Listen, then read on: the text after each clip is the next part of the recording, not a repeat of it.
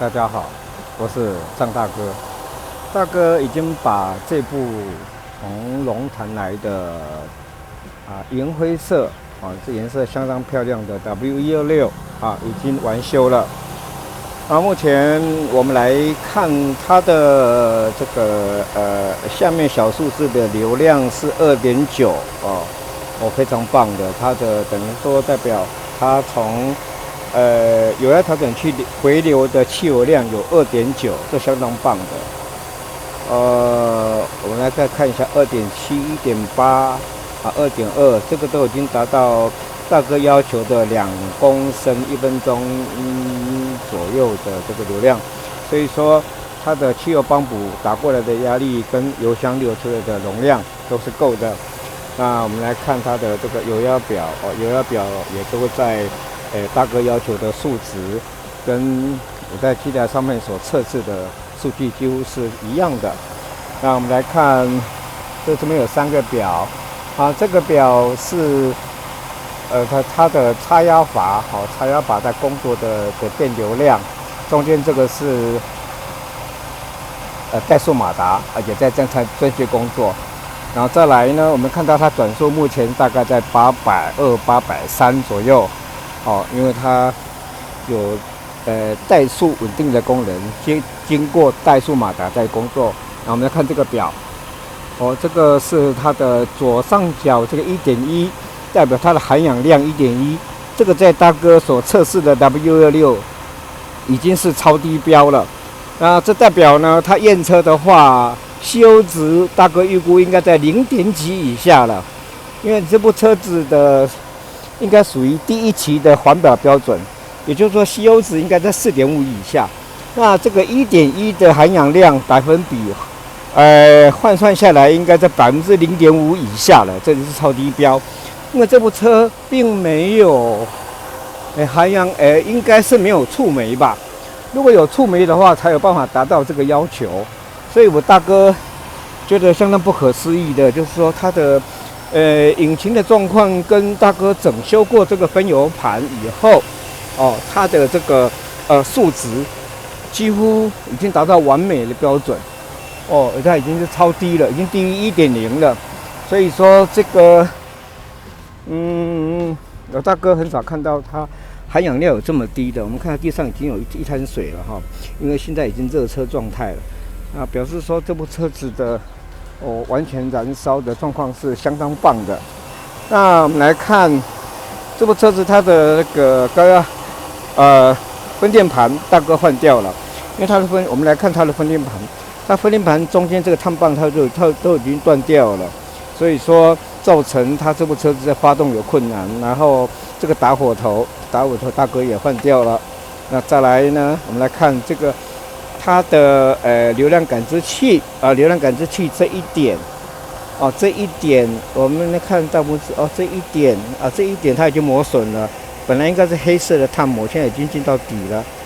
我相信大家应该看得见吧？就这一点，也就是怠速点都磨损了，所以这个地方这3个东西都换掉了。那再来它的火星塞都大哥已经把它换掉，因为火星塞它换错了，应该是 H7DC， 但是它换到的是 HR 有电阻的。有电阻的话，它就火花减弱。那目前呢，我们来看，这个盖子的话，这盖子它来的时候已经没有了，那这盖子的话，要补这盖子也蛮困难的哈。不过还好，大哥是有备料。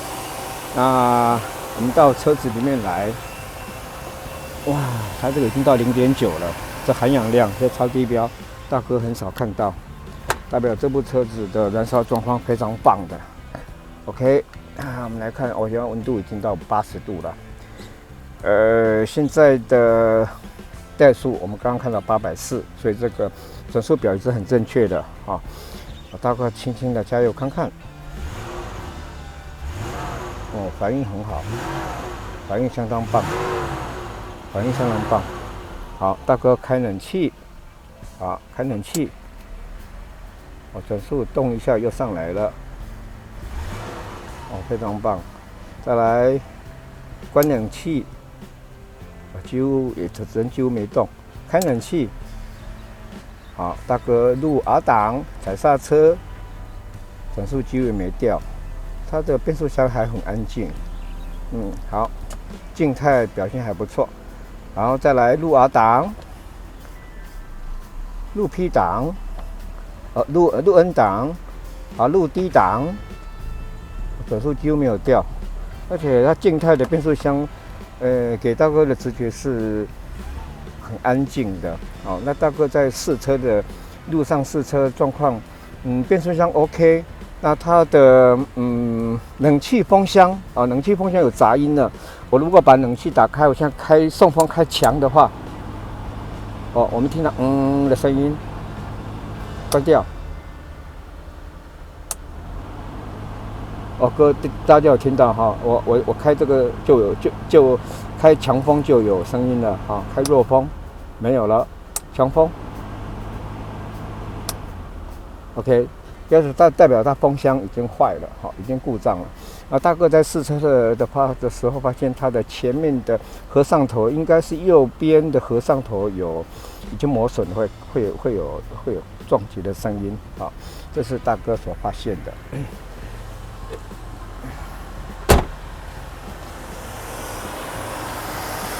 OK， 那我们来看它的这个减速断油的功能来，大哥来看一下，再一次，它是往右跑，减速往右跑，代表它减速断油功能是正常的。好了，那大哥这部车子已经完成交车了它的这部车子并没有让大哥发现它的汽油回流量的问题。如果常常开的话，老车要加95，然后油箱维持半桶，1个礼拜发动一次，最好是车子有在运转，让这个油路能够有在运转，那老车就能够保持身体健康了。还有，大哥还记得还发现它的冷气风扇冷气风扇好像卡住了我现在把电门关掉。我发现它冷气风扇卡住了，对，没错，它稍微紧了一点，它冷气风扇状况不好，但是 clutch 没有脱离，但是这无所谓了这是我大哥发现的一些状况。还有它这空气过滤器的角座大哥都已经换掉了，还有一颗就是喷油盘喷油盘下面的角座总共换了3个角座。还好我们能够找得到这个角座，否则的话，这角座在安装空滤就很头痛了。好，大哥来，引擎发动，